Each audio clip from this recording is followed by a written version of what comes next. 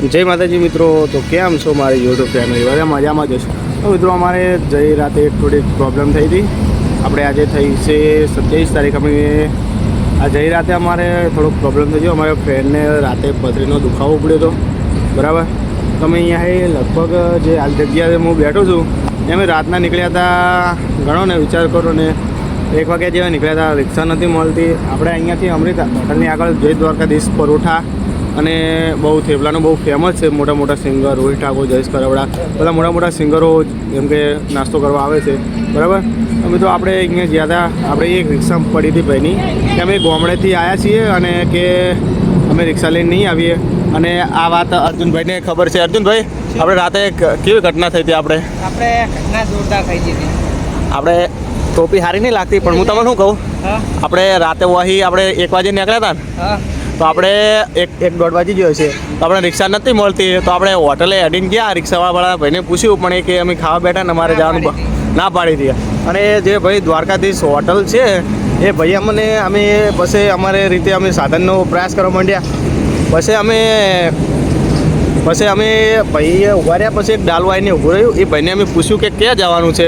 તો નહીં અર્જુનભાઈ, એ ભાઈ કે એમને ભાઈ કે જવાનું છે, પણ 10-15 મિનિટ નાસ્તો કરીને જઈશ, તમને લેતા જાઉં. હું કહું જાઓ તો લેતા જાજો, સાધન ના મળે તો કે કશું વાંધો નહીં.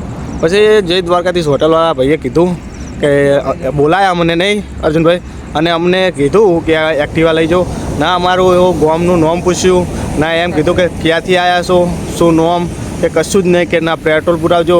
એવું શું, અમે ખાલી ગાડી નીકળી હતી, ઇકો ગાડી નહીં અર્જુનભાઈ, એમાં રોમાપીનું નેજું લગાવેલું હતું. તો મેં ખાલી રોમાપીને યાદ કર્યા. તો રોમાપીને કહું હવે તમારા ઉપર એક આધાર છે. તો મિત્રો ખાલી એના પછી 2 જ મિનિટ થઈને ભાઈ અમને બોલાયો. તો વિચાર કરો કે રોમાપીર હાલે કળિયુગમાં હાજરા હાજર છે. અને અમારા કાકોની અહીંયા આરામ કરવા આવ્યા છે. એ પણ અમદાવાદથી 2 જાય છે, પતિ પત્ની રણુજા જાય છે આરામ કરવા, રોકાણા છે, બરાબર. અને એ જાય રહ્યા રણુજા અમદાવાદથી. તો મિત્રો રોમાપીરના પરચા સાચા હોય અમે યાદ કર્યા અને 2 જ મિનિટમાં અમારું કામ થઈ ગયું. શું કહેવાય અર્જુનભાઈ? 2 મિનિટમાં અમને હોમે ભાઈએ બોલાયા. પહેલાં અમે જ્યાં પણ અમને નહોતું કીધું કે એક્ટિવા લઈ જાઓ. અમે ખાલી રોમાપીને યાદ કર્યા. રોમાપીને યાદ કરીને એટલું કીધું. રોમાપીને કહું હવે તમારા ઉપર આધાર છે, અને ભાઈએ બોલાવી કે એક્ટિવા લઈ જાઓ. પછી અમે 4 જણા ગયા હતા, પણ અર્જુનભાઈને પછી હોટલે બેહારી. પછી અમે દવાખાને ગયા. પથરીનો દુખાવો હતો, પણ ઇન્જેક્શન લીધું. પછી અમે આવ્યા. પછી ભાઈએ એમે કીધું કે તમારે નાસ્તો કરવો હોય તો પણ નાસ્તો કરો એમ. અને અમને ભૂખ તો લાગી જ હતી. પછી અમે નાસ્તો કરવા બેઠા, છતાં અમને નાસ્તો કર્યો, થેપલા ખાધા, પાણીની બોટલ લીધી, ચા પીધો. અમે 200 રૂપિયા થયા હતા, પણ તોય છતાં અમારે 1 રૂપિયો લેતા હતા અર્જુનભાઈ, તોય અમે હરુપા ના લ્યા. અમે કીધું કે ધંધા શરમ ના, કે એવું ના હોય.